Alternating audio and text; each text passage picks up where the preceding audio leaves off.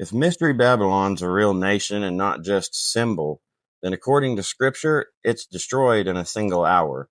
The global economy collapses with it. The kings of the earth stand at a distance in shock. And God issues one final warning to his people still living inside to get out before judgment falls. That opening line should stop us in our tracks because Revelation doesn't describe Mystery Babylon as a myth or a metaphor. It describes her as a living, breathing power at the end of the age. Wealthy, arrogant, intoxicating the nations, and so central to global trade that when she falls, the world mourns like it's lost its economic heart. The Apostle John says he's carried away in the Spirit and shown a woman riding a beast, and written on her forehead is a name that tells us it's not ancient Babylon revived, but a future reality. Babylon the Great, the mother of earth's abominations. Revelation is speaking in symbols, yes, but symbols that represent something real. Just like the beast represents a real kingdom and real kings, John's not shown an idea burning, he's shown a place. As the vision unfolds in the book of Revelation, chapter 17 and 18, Babylon's revealed as a dominant end-time power that sits at the center of global commerce. The merchants of the earth grow rich from her luxury. Ships from every nation trade with her. Cargo from all over the world flows in and out. And when she falls, the merchants don't celebrate, they weep.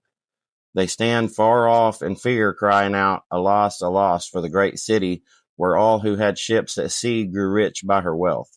That detail matters a lot because no ancient city has ever fit that description. Ancient Rome didn't control worldwide trade in a single interconnected system.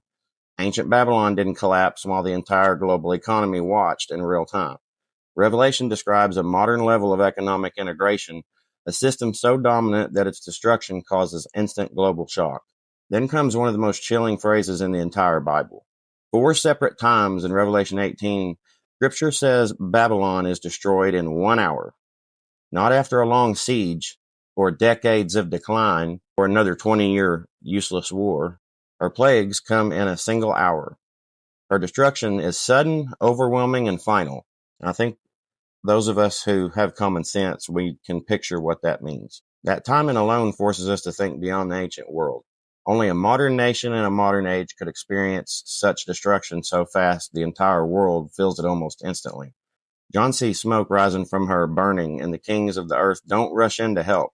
They stand far away, watching, stunned, afraid that the same judgment's going to reach them too. Babylon also speaks with the voice of absolute confidence. She says in her heart, I sit as a queen, I'm no widow, and mourning I shall never see. This is not the language of a persecuted city hiding in fear. It's the mindset of a power that believes it's untouchable, secure, protected, and permanent. Scripture paints Babylon as wealthy, dominant, and convinced nothing can bring her down. Revelation also tells us that the nations are intoxicated by her. The kings of the earth commit immorality with her, and the people of the world are deceived by her sorceries.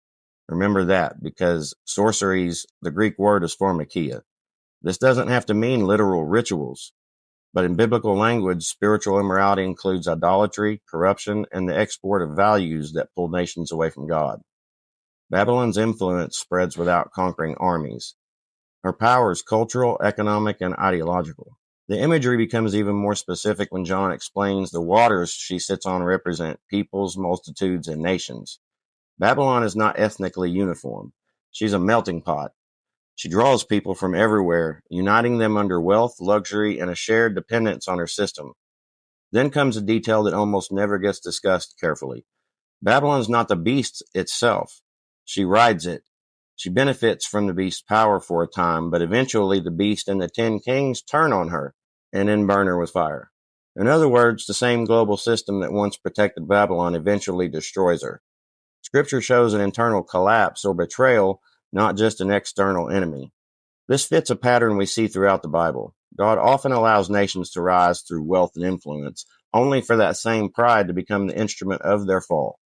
Isaiah speaks of a daughter of Babylon, who says she'll be a queen forever, only to be brought down suddenly.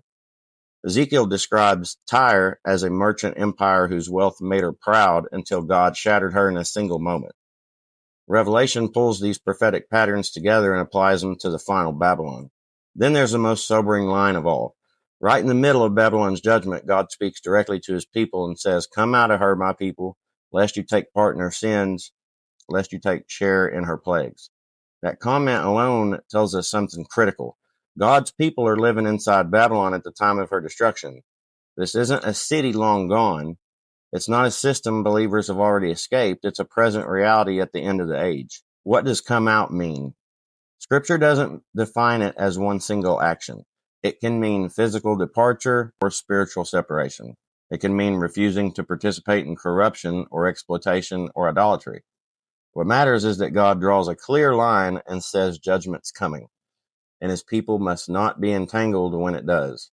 Some argue Babylon is Rome, pointing to the seven hills, but Rome no longer dominates global trade, no longer intoxicates the nations economically, and didn't fall in 1 hour. Some argue Babylon is simply a symbolic system, but Revelation treats her destruction as geographically real and visible. Smoke rises from a place, ships watch from the sea, and merchants cry a specific loss. Others claim Babylon's Jerusalem, but Jerusalem's never described as the world's merchant hub, ever. Not even close. And Jerusalem is promised restoration while Babylon is destroyed and never rebuilt. What Scripture gives us are traits, behaviors, timing, and consequences. And when teachers point to America as a possible fulfillment, they do so because no nation in history has combined global trade, dominance, cultural influence, military reach, confidence and security, and end-time relevance the way America does. That doesn't mean the conclusion's settled, but it means the warning is pretty serious. The purpose of Revelation isn't to win arguments. It's to wake people up. It's to call believers to faithfulness, humility, and separation from corruption. Whether Babylon's America or not, a future restructured power or a system centered somewhere else, the message is the same. Don't build your identity on wealth, and don't trust in luxury, and don't assume judgment can't reach you. And above all, stay awake. Jesus said to watch. Paul said to test everything. John was told to write what he saw, not to soften it. Revelation ends with a city falling and a kingdom coming, and the only safe place to stand is with the Lamb, coming back as the Lion. Read Revelation 18 for yourself and ask hard questions. Test every claim against Scripture. Not emotion or tradition, but Scripture. If this teaching challenged you or made you think about it differently, share it with someone who's never read Revelation without assumptions. Like this video so it reaches others who are searching just like you. And comment your thoughts, not your conclusions, but the questions that's raised in your mind. God bless y'all and your families, and God bless these United States. Shalom, shalom, brothers and sisters. Maranatha.